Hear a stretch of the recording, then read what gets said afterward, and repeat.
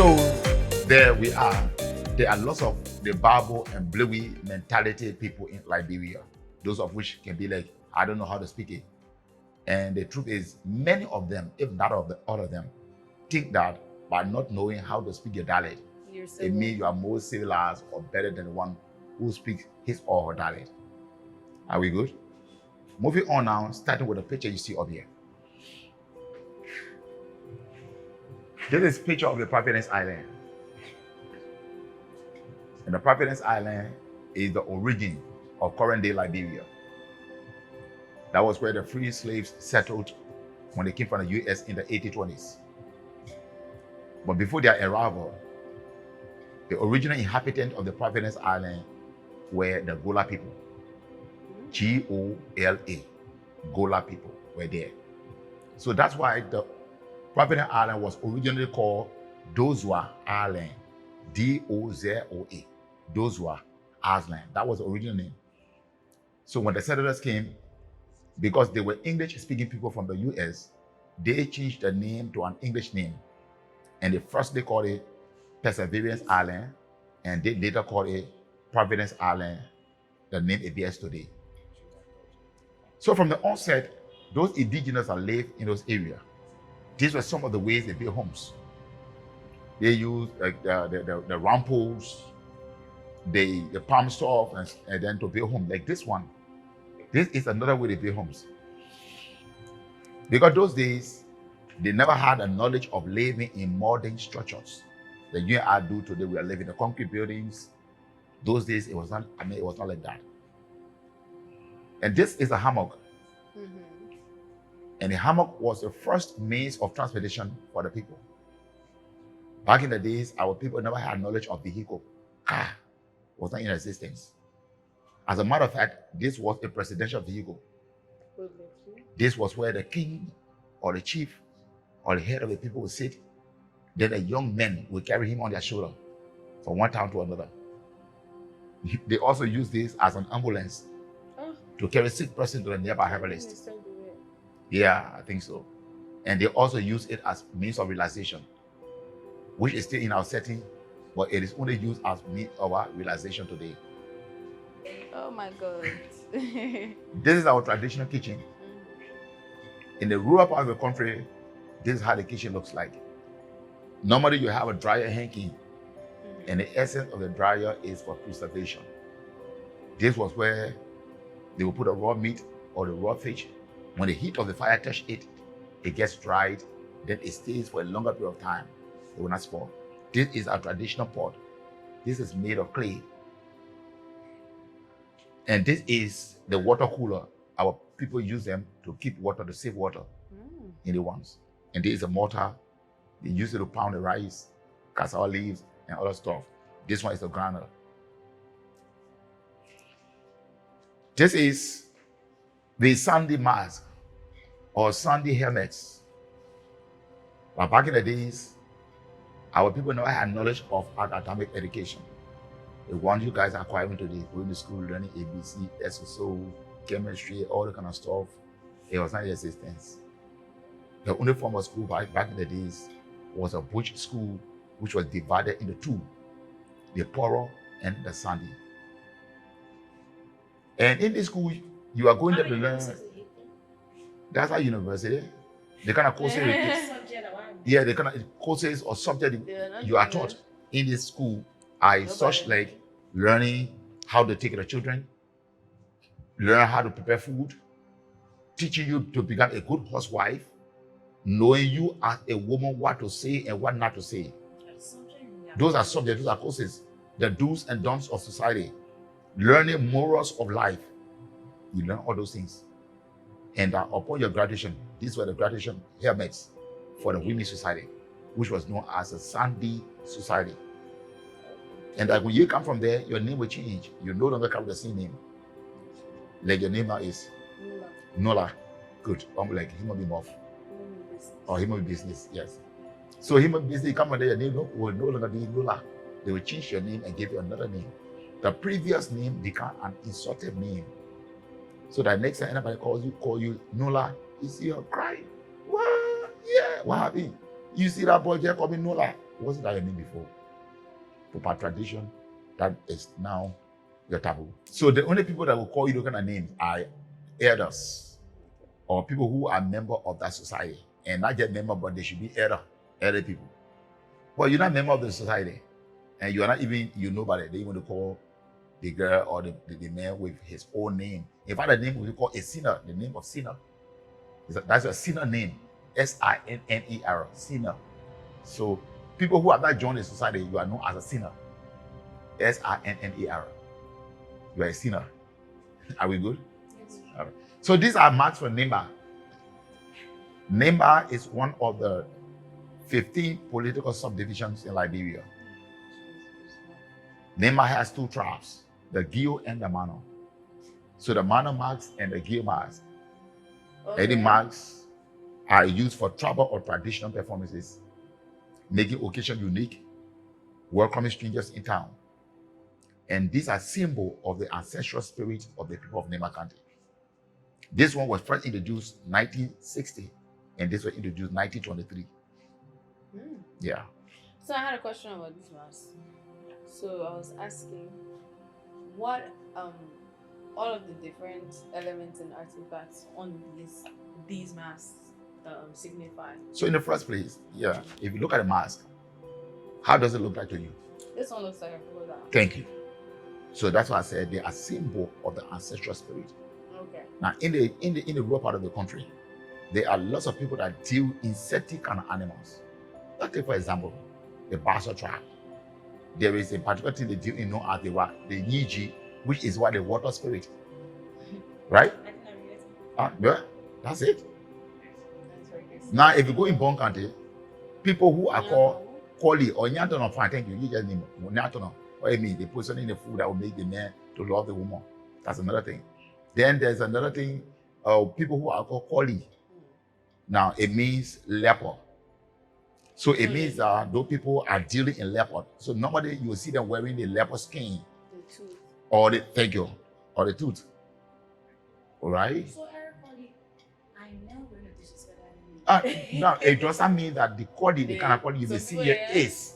But the name, maybe it was given to him by grandparents and so, but that representing what a leopard. Are we good? Masquerade, this one is a representation of Africa's tradition. Looking at the diversity of culture in Africa, so that masquerade may appear in different forms. This is one type of masquerade which represents different kind of culture in different part of Africa. And this is another type. And this is another type. And then this goes on. Different kind of cultures representing different, masquerade representing different cultures. Then these are warrior vests. These warrior vests were used by hunters back in the days. And they were also used by warriors in the event of battle. These warrior vests got tribal or traditional powers that would make the warrior to appear or disappear. They're very powerful, you see that. Do you think if you got in there, it would still work? Oh yeah, it could work. If you would, Yeah. disappear? Now, what you see here, they are the cowrie, traditionally known as well Gamosi in Liberia. This one is a bell which frightens their enemies when they are moving in their number, making sounds. No. Do not touch. Stay on your lane. The mirror was for traditional insight, which helps them to see far ahead of them from the realm of the spirit. And all these things, they are all traditional. And this one is made of leather or animal skin. Are we good? I have a question. Yeah. The cars. These are toys. Yes. Toys. So back in the days, more recent, one thing I remember, those days our people never had knowledge of molding toys for the kids. So our people, they use the old slippers and they carve them together and to produce something like a car and so forth. Fortune tellers were used to predict future. The people are moving, there were times they want to maybe move to a new land or a newborn baby, they want to know the future of that child.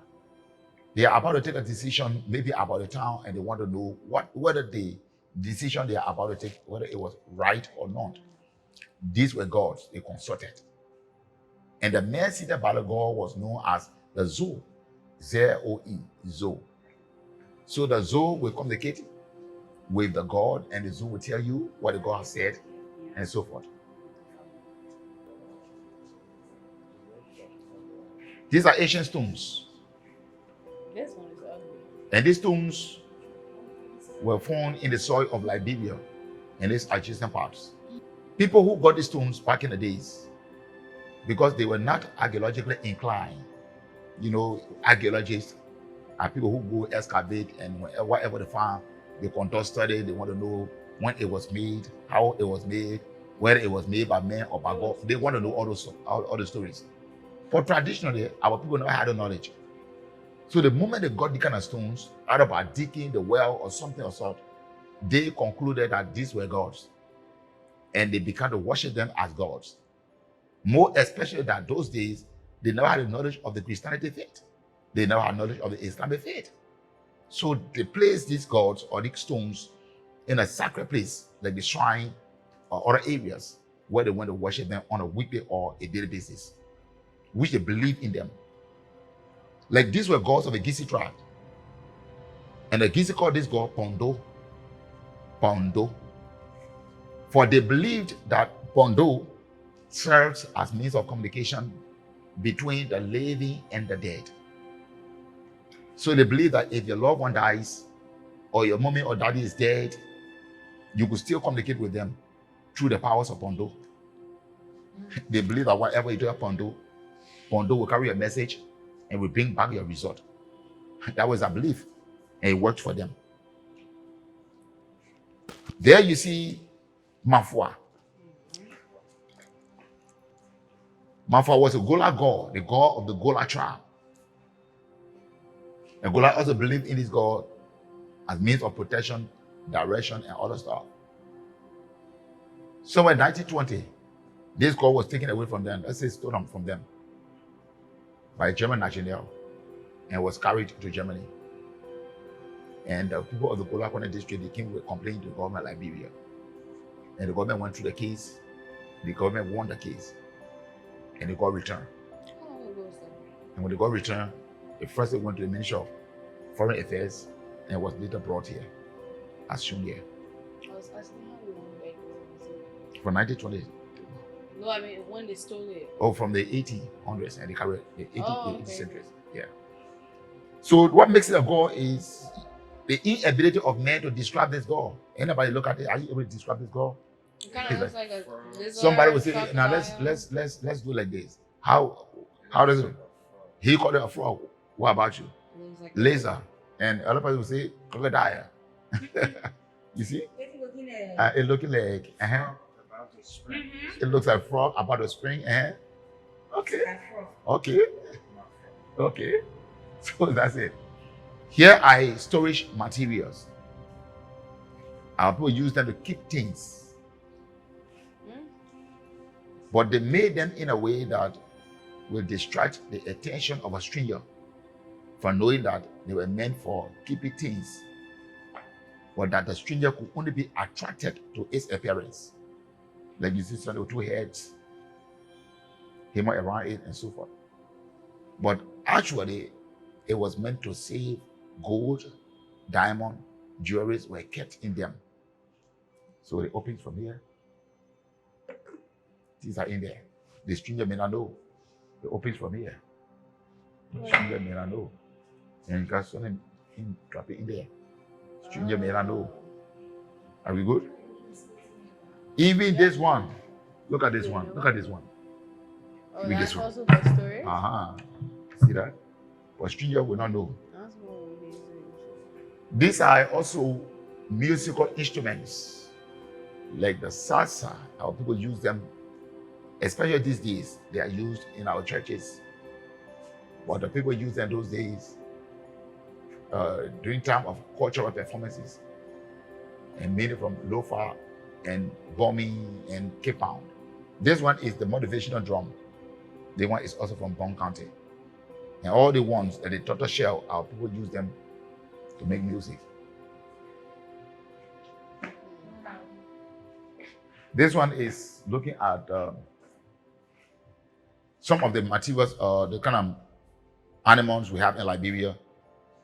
Like you see the bird, you see the elephant, the crocodile, the kind of tree that grow in Liberia. The weaving machine was invented in the 18th century by the people of Lofa and Bong counties. You know, from the onset, our people never had knowledge of wearing clothes. They were naked. As time went by, they began to use animal skin. So later on, the innovation came to them and they invented the loom machine where they use cotton. And they spin the cotton using this thing. And this cotton will make thread, long thread. Then they connect the thread using this one. And this thing will be able to produce a fabric like you see here now. And when they connect the fabric together, they are able to produce a gown for a king and his wife. So from the onset, these things have been very expensive in our setting because they are very honorable. You don't just see ordinary people wearing the clothes, do you? No, other government officials. So we also have the god of fertility. This was the god that blessed women who could not have child or children. They went and prayed to this god, and their god will help them to have child or children. All they would request of you to do was to maybe do some sacrifice in the tomb of bring cow or bring goat or bring chicken or bring money, whatever they call for, based on or depending on your problem. And then once you comply, they will use some herbs, bathe you, and do some chant. And when you get through with you, say, go back to your husband. You know what to do. Once you do it straight, you get a child or the children you want. So Liberia is blessed to have some wildlife. In Liberia, we have the monkeys, we got the chimpanzees. In Liberia, we got the hog, we got the elephant. And then we also have the pygmy hippo. Now the pygmy hippopotamus or the hippo is unique to Liberia. Yeah, you don't see it nowhere in the world except Liberia. So when you go do a research on it, they will say to you, the pygmy hippo is found in Sierra Leone, Guinea, or in Ivory Coast, especially Liberia. Why? Because those countries are sharing border with Liberia. So sometimes they You try to manage to go out, but yet next day it will come back in. So the pygmy hippo, they are completely Liberians. So the pygmy hippo had a hippopotamus. Yes, the common hippopotamus around the world is this type. Yeah, this is a common one you see around the world. But that one, which is long neck and short to the ground, they call the pygmy hippopotamus.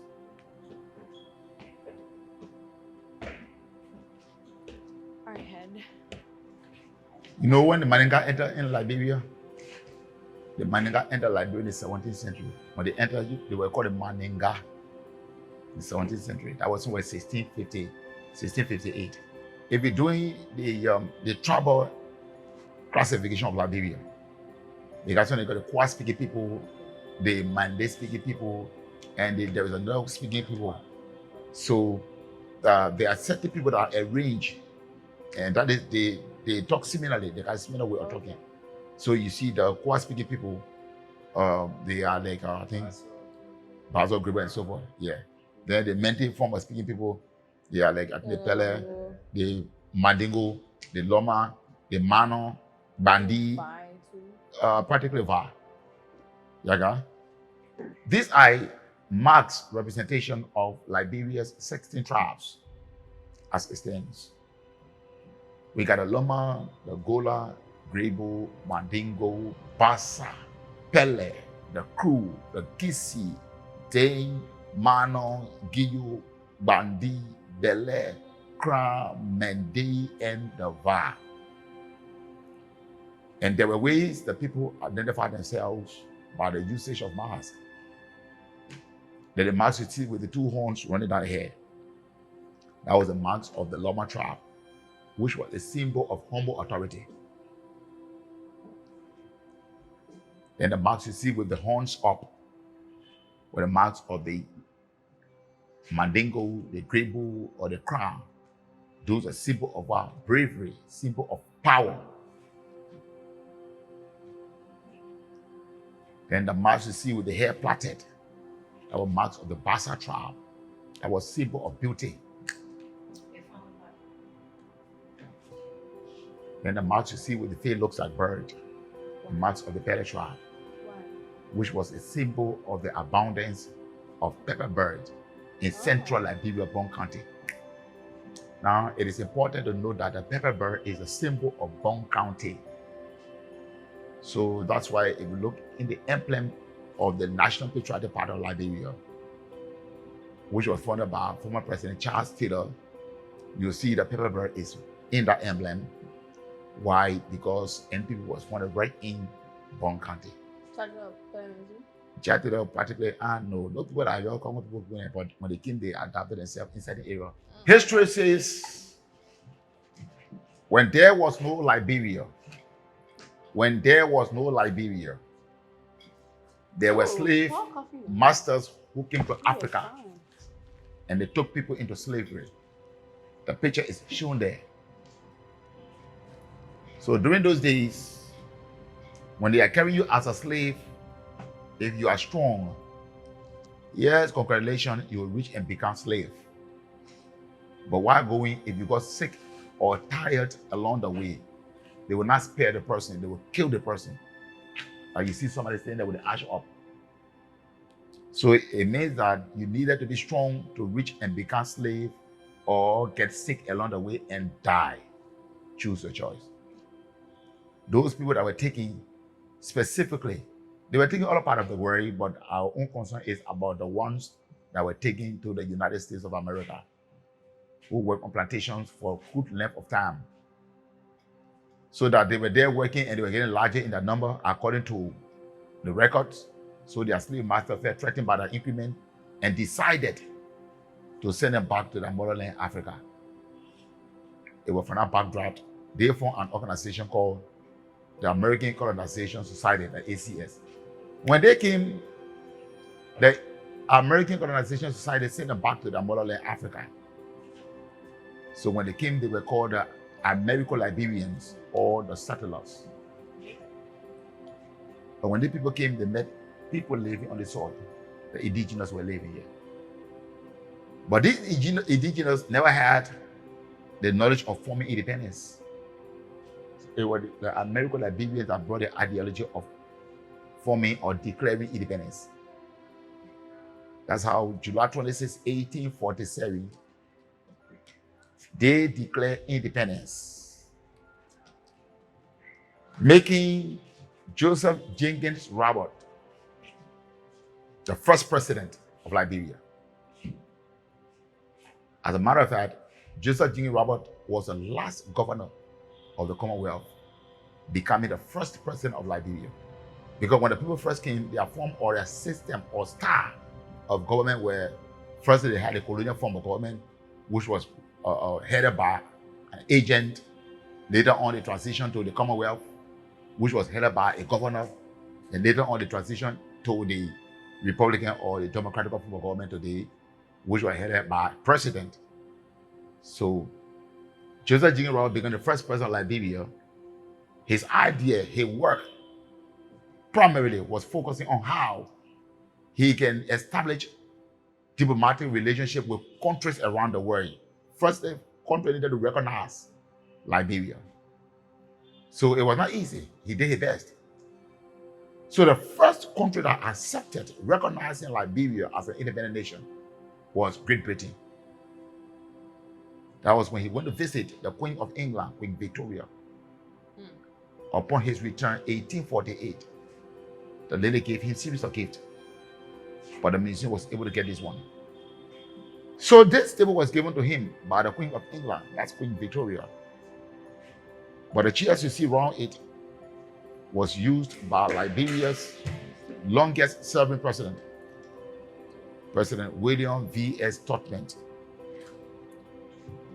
Tubman became the longest serving president of Liberia, serving Liberia for 27 years, who was a good friend to Kwame Nkrumah, president of Ghana.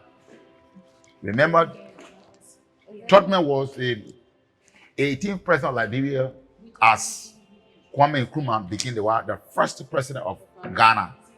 President William V.S. Tubman, the longest serving president of Liberia, died July 23, 1971.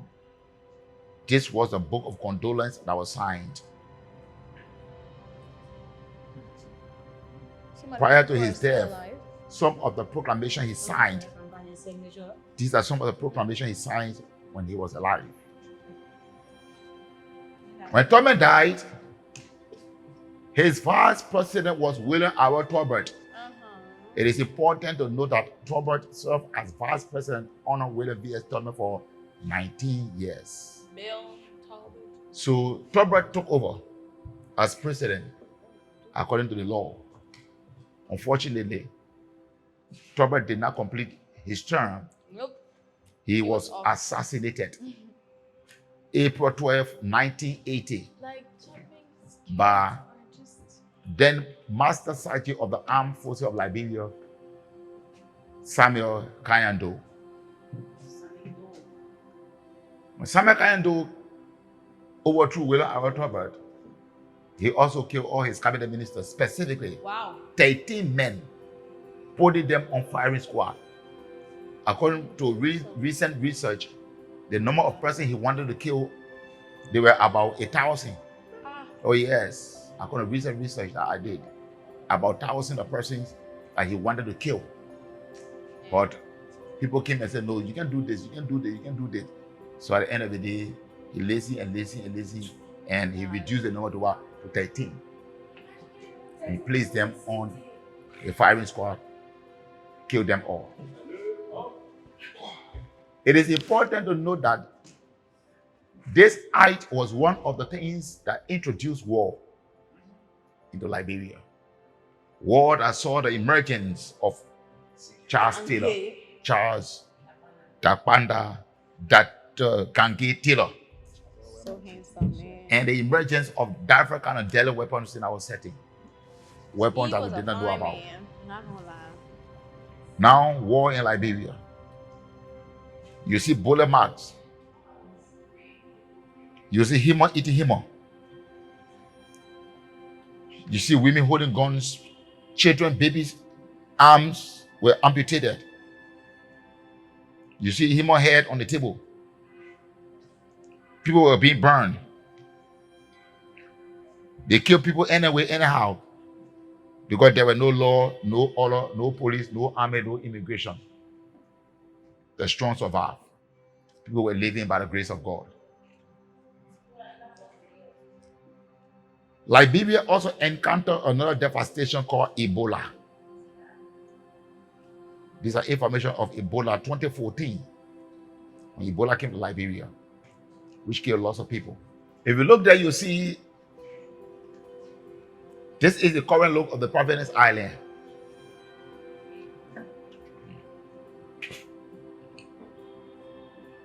More recently, there were some archaeologists that came to Liberia to do a research on the Providence Island. They went there, they dug the place with their sophisticated machines. They excavated these stuffs or the artifacts. They conducted a study. It was proven to them that these are materials the free slaves brought with them from America in the 1820s. And they continue to dig. They came in contact with the ones, the clay stuffs. So it was evident that it is true that there were indigenous living on the Providence Island before the arrival of the free slaves. People that were using clay materials and so forth. And some of the material also came from Crusoeville. These are pictures of past leaders of Liberia, past and present. This is very recent. Oh, of course, sure. Very, This very was recent. recently brought in by former Vice President, Madam Joel Howard Taylor. So if you look there, you will see picture of former President Ellen, the Liberian Voices. That's how she titled it. This is the presidential chair of late President William V.S. Totman, which was given to him by the Masonic Mason. These are some of our currencies back in the days. This is Liberia's first currency, which was known as a currency money. So that's why you see behind our currency today, you see the one there, representing our first currency. That's the picture you see way up there. Here you see former President Ellen Johnson Sirleaf, first female president of Liberia, and the first female president of Africa, modern day Africa. So this is Madam Ellen Johnson Sirleaf, the mother of Africa. Information about former President George Manuel Weah. We are aware that former President George Weah was a football star before he became president of Liberia. Being the only African that won the highest award in football, which is known, or the greatest award, which is known as the Ballon d'Or.